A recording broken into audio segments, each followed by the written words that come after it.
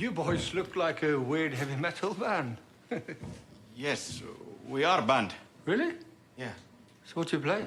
Symphonic, post-apocalyptic, reindeer-grinding, Christ-abusing, extreme war, pagan, fennoscandic metal. Right.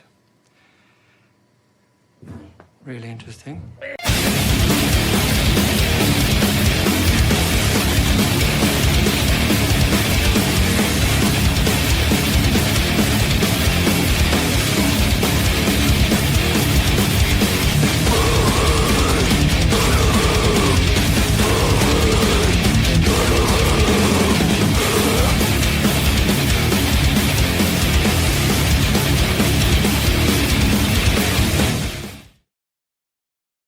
What is up, everyone? DJ Nubis here with you on the Meltdown Radio podcast with another movie review. This time I'm doing 2026's Devour. This review might be a bit lengthier than most of the other ones, but there's a lot of backstory with this one for me, mainly because this is one that I've been really anticipating for a long time.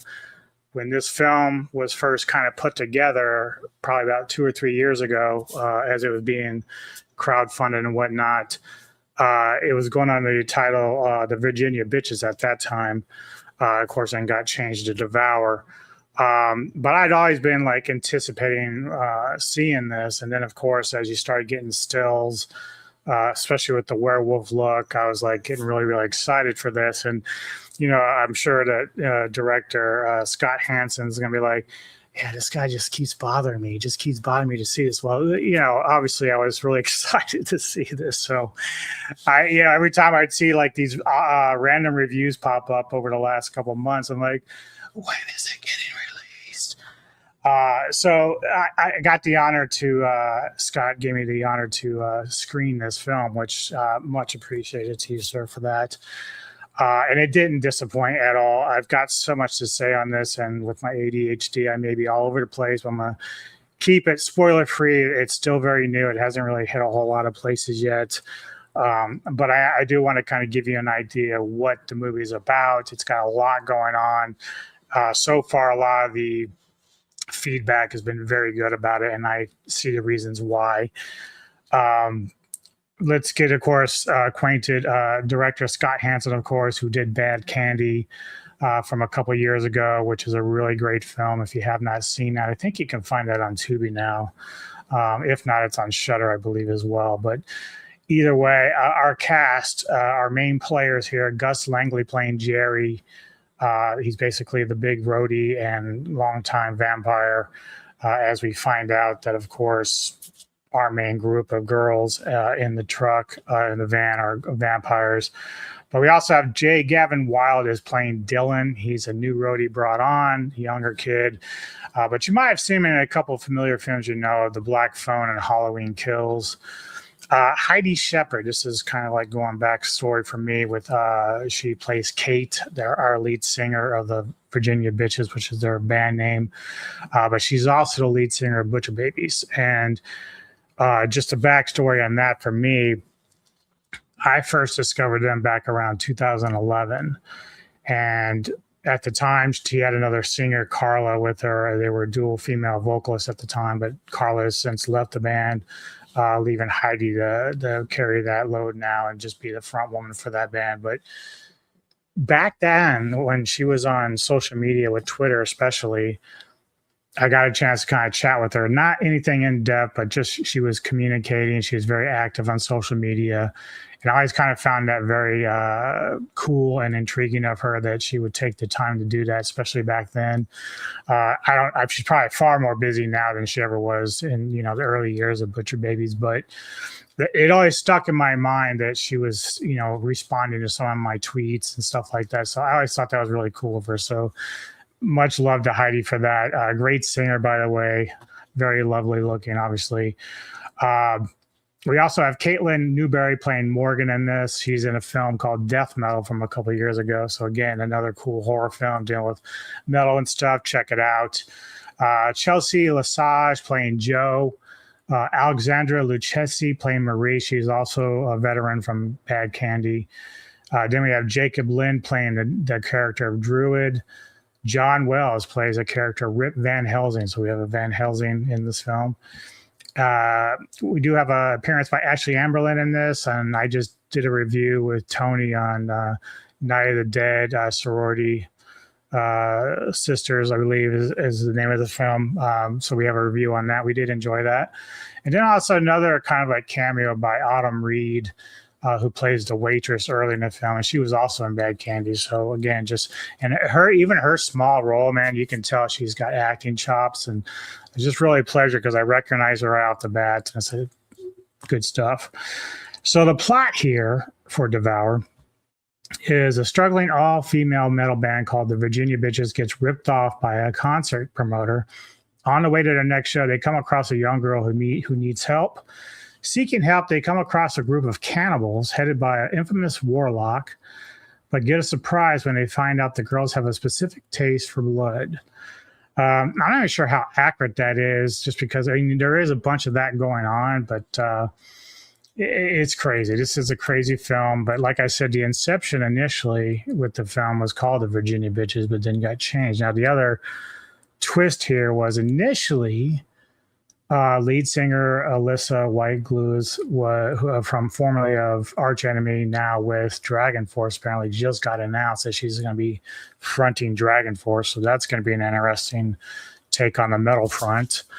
But she was initially to be a character in this film, probably playing the lead of Kate. But obviously, after talking with Scott, behind the scenes a little bit on Facebook, that didn't really work out for just timing and everything else with that, getting over here to do that.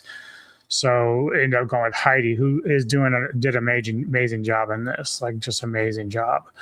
But apparently Alyssa will be kind of involved with something with Scott going forward. So for those that were kind of hoping to see Alyssa make her on-screen appearance, we're going to probably see that down the road with another Scott Hansen project. So don't fret about that.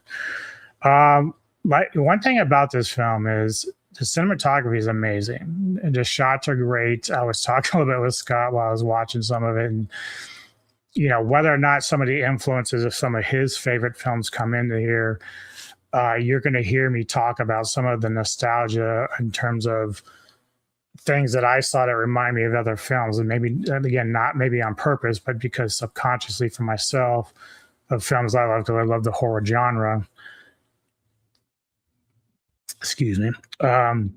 Because I love the horror genre, I recognize certain things that just kind of remind me of other movies I've seen in the past.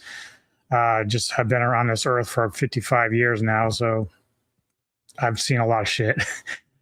Special effects, I cannot get over the special effects in this film, and the more we dive into it, the more I'm going to explain to you. It's just crazy good. Scott went through sort of a bad moment after they finished filming. Their studio had burned down, and even though he'd put $300,000 into this film, it looks like he put, like, I would say $5 million. That's the way it looks. Like this film is just so well shot that I just can't believe he got away with $300K on this. Like it's nuts. And I know $300K is no chump change, but the fact that he able to get that done and the way it looks and the explosions and the special effects, again, special effects are just crazy nasty good. The story itself is awesome. Like, you can never go wrong, especially with me, for a metal themed horror film. And the soundtrack is great. I'd probably have to clear it with Scott. Like, the soundtrack, obviously they call the band Virginia Bitches, like, on the soundtrack. Is it Heidi singing on those? I didn't really dive too far into that research part of it, but I would assume maybe she did some of the songs under that moniker for the soundtrack.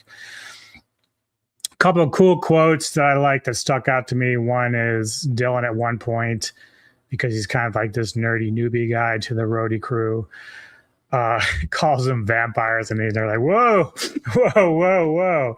Almost like a pronoun correction, where he's like, we don't say vampires anymore, we say fangers. So fanger is the banger. Another one is there's a cool moment where the band is performed at a club. Kate and Joe go looking around for Morgan, who's feasting upon a fan. And as they're like, you can't do this because we'll be caught. You know, we have to go under the radar here, Morgan. And she's like, it was just a quickie. Yeah, you know, I don't know. It struck me funny at the time. It's a great quote. The cast is very fun in this, and you can tell they have a lot of energy and having a lot of fun with this. There's also, like I said, there's a bunch of different types of creatures throughout the film. So obviously vampires, we've got werewolves, we've got sirens, we've got warlocks, cannibals. I would even say we got like some sort of zombies. Like when we get to this hospital later in the film, which again, this reminds me a little bit of House of Haunted Hill type stuff with not just they look like zombies. They could be zombie ghosts. I'm not really sure. We only see them for a short period of time. They've got white eyes and stuff, but the way that Scott made the hospital look, it looks totally like House on Haunted Hill to me. But I could be wrong. At least the remake. I can't remember the original all that much and how it looked, but the remake definitely looks just like that, which I did love that remake, by the way. Great movie. We even get a Minotaur in here. And, you know, I'll say this, like the Minotaur to me remind me a little bit of the Goat Man from McKelly's Savai's The Church. If you ever saw that film in 1988, it reminded me a little bit of that as far as like the looks. But also here's some of our cast. There's Jerry and Kate, of course. Here's Morgan, lovely Morgan. Dylan, of course, he's our nerdy little guy there. And here is let me make sure I get her name right again because I forget. Marie. So Alexandria Lucchesi here playing Marie. She's actually a new one added to the band as the band is kind of like moving along to you know, go to the gig. That gig they needed like a fourth, according to Joe. So they needed a bass player, and of course the running joke, busting on bass players, like you don't need to know how to play that well. It's almost like a Metalocalypse type of reference. It's just like, you know, Murder Phase is just not that worthy of the band, so they're kind of playing off of that a little bit. But you know, again, you got all these characters, all these different types of creatures. Again, special effects, even with CGI, is great in this. It's not horribly done, like at all. I mean, obviously, you can see where it kind of mixes between practical effects and CGI, but is well done in both avenues of that. There's even like, you know, one thing I will say about this and about horror in general, like some people, if you are weak at heart when it comes to gore, you're not going to want to see this, okay? Because this is made for the gore hounds. There's a lot of chaos in this, and even like with a baby involved, it's crazy. Like I did not expect that moment, and I give a lot of credit to Scott for not shying away from that because I thought that was amazing. Again, just, you know, you could tell he and the crew were having fun with this, and they were just going all in, not scared of anything. Just, we're going to give it to you straight. And from what Scott was telling me, director Eli Roth and even wrestler Chris Jericho, who is a big horror buff, loved this film as well. So it's clearly making an impact on the horror genre and the horror fandom. So I really like that a lot about this. Now, maybe not so much intentionally done again when it comes to how certain characters kind of remind me of other characters. So our warlock, who is sort of being brought back into our the earth from with the druid, this moment really kind of either remind me of like both Vecna from Stranger Things or Frank from Hellraiser, the way that it was kind of playing off of that. Just from the look itself. So our warlock is starting to kind of go and get his flesh remade through all the energy and blood from the victims that the druid and the rest of the sirens are kind of gathering for him. Now, I will say also at the beginning of the film, there's like a really cool flashback to the beginnings of Jerry. So, and again, just so well shot. Like, I don't know how much, again, the budget itself is amazing that Scott was able to do this, because some of those early shots, and I don't know if I don't think it's CGI. I think it was actually actors involved because of the uniforms. But it was so well done. I just did not expect that, especially early in the film, which makes the setup really nice with Jerry being our narrator basically there throughout the movie. Again, there was a romance that was brewing in this film, and I wish we could have got to explore that more. Now, I know some of it was tongue-in-cheek because of the particular female vampire involved. But I really was kind of hoping a little bit more from there, because, Dylan is kind of like this lovable dude who falls for one of the girls, and I was kind of hoping that would brew a little bit more than it did. But maybe we'll see them in the future, together in some way, because I really like that little dynamic between the two of them. Let me see here. Oh, yeah. So there is a moment also with the sirens, right? So you kind of get this backstory a little bit how they got their power. And so this like meteorite falls to the earth. And the funny thing about that, again, we're going to dive back into some of this things that it reminds me of. So this meteorite, which is like a crystal, and it glows green. And first thing that comes to my mind is the animated movie Heavy Metal from 1981 or 80. If you ever seen that, it plays that green orb, plays like a big part of that film. And this kind of reminded me of that. So again, I don't know if this was something that influenced Scott when he made this particular scene or anything like that, but it did remind me of that because of the way that it looked. So now to, without a doubt, my favorite fucking part of the film, werewolves. Gotta be werewolves. I grew up loving The Howling, American Werewolf London, Bad Moon, Dog Soldiers, which I was there from the beginning with Dog Soldiers before it even became a big deal afterwards. So I feel proud of that. And people know me that I love my werewolves. And I'm very particular about how they are, especially in the modern day of filmmaking, because I don't like bad suits. I don't like CGI'd. The only caveat to that would be Underworld, where it kind of gets away with it from what it's doing. But the wolves still look like fucking badass in that series. But I'm very particular about werewolves. And so when I'd seen the stills from Scott's movie, Devour, this really got me going. I mean, this is beautiful work. It's only going to get better when you finally see this film, because you get a full-blown, I can't say for certain a time, but I felt like 10 minutes worth of werewolf mayhem going nuts and just destroying people left and right. I was like just blown away, dude. Like even the transformation calls back to American Werewolf and also A Company of Wolves. Like you'll see a couple things that reminds me of those films, and I'm like, holy fuck, like that is great. Obviously it's not as good as say American Werewolf or even The Howling, but the fact that they're getting that close to it with the way that they did their special effects, I love you. I bow to them, because you get it. You understand people like me who have this deep love for those practical effects from back then.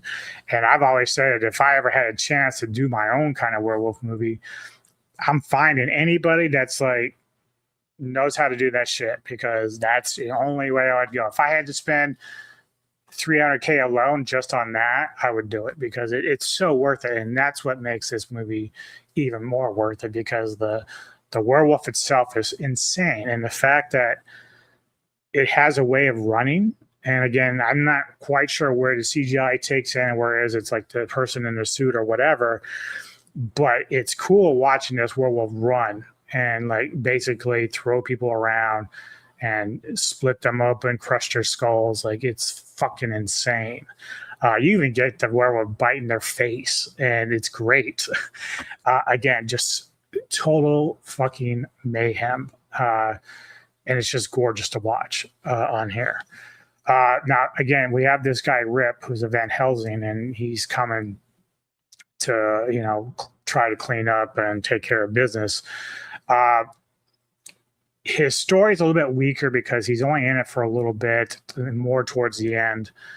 And then, of course, he's not really killing like just vampires and werewolves off the bat. He's like almost like a bounty hunter at this stage, and he does end up working for a particular individual, which you'll see towards the end of the film. Now, there was some unexpected deaths also, and again, I'm not going to give any of that away. I want people to go watch this, but that was the other surprise I saw, because some of the people within our main group don't make it. And so I was like, oh, okay, that's a surprise. Now, there are some twists at the end that could lead to reincarnation, I guess, if you want to call it that. But at the same time, at the time that these deaths happen, I'm like, oh, shit, that's crazy. But like I said, man, this film was one of the ones that I've been looking forward to this year. There's still plenty of other films I want to check out this year. I have about 3 or 4 films in my top 10 right now. This will be one of them. Perfect movie for me, 10 out of 10. Loved it. Watched it twice. Watched the screen twice. Again, thank you, Scott, for allowing me to do that, because I've been waiting for so long for this. And even though on the Indigo I did order the poster, I don't think I was there to get the Blu-ray package. So either way, I know it's going to end up on Blu-ray at some point. It's just fucking phenomenal, and I'm going to get it the minute it gets cut out. But Jesus Christ, this film is nuts, just so nuts. And I can't crow enough about it right now. It's probably... I'm not sure if it beats Blades of the Guardians for me in terms of that, but it's going to be probably in my top 5 without a doubt, the way it's going right now. But my God, dude, Scott, hats off to you. Hats off to the girls. Hats off to the rest of the cast. Everybody put in 110%. The characters are great. Again, it's so much fun. And if you just want to let go, man, watch a horror film and just eat up all the chaos and mayhem that's going on, because there's like a setup in the movie where it just kind of does its thing, where the band's just kind of going around from gig to gig, and it's kind of slower plotted. But then once the shit gets crazy, it gets crazy. It doesn't even let up, man. It just keeps going, and it's so great. So yeah, 10 out of 10 for me. Like I was telling Scott, I mean, I'm hoping to get a chance maybe to interview him, or maybe some of the cast members at some point down the road. If they get any openings. I know it would be harder for Heidi because of her touring and stuff, but I would love to talk to Caitlin Newberry for sure. She was my favorite character in this as Morgan. She was funny, sharp looking, obviously. Just such a grand watch. But they all did an amazing job in this. It was so fun. Also, for those that have been kind of following my channel, I've been dabbling with AI music and been having a lot of fun with it, clearly, because I have my own Metal Time Radio records that I just do with my AI stuff. I'm not a musician. I wish I was. I dabbled with guitar and drums when I was a kid, but I just never stuck with it. So, as you can see, I love metal music, obviously. So when it came to AI music, and I kind of learned how to do it a little bit, I've been just having a lot of fun with different styles. So in tribute to Scott, the girls, the cast, the movie, I am taking my death metal project, Relic, and I made a song called Devour based off the movie to close us out. Hope you all enjoy it. And please, when this movie gets released on streaming, or if you can, I think Scott said it's in like 200 theaters right now. So if you get a chance to check it out in the theater, go do it. I'm going to be looking around my area. I don't think it's going to be down my way, but either way, 100% worth it to check this film out. It's so much fun. See you later. I'm going to try to get my Kraken review up at some point, but I'm not sure when yet. Either way, I need to do this. Thank you again, Scott, for allowing me to check it out. Enjoy the video. See you later. Enjoy the rest of your day.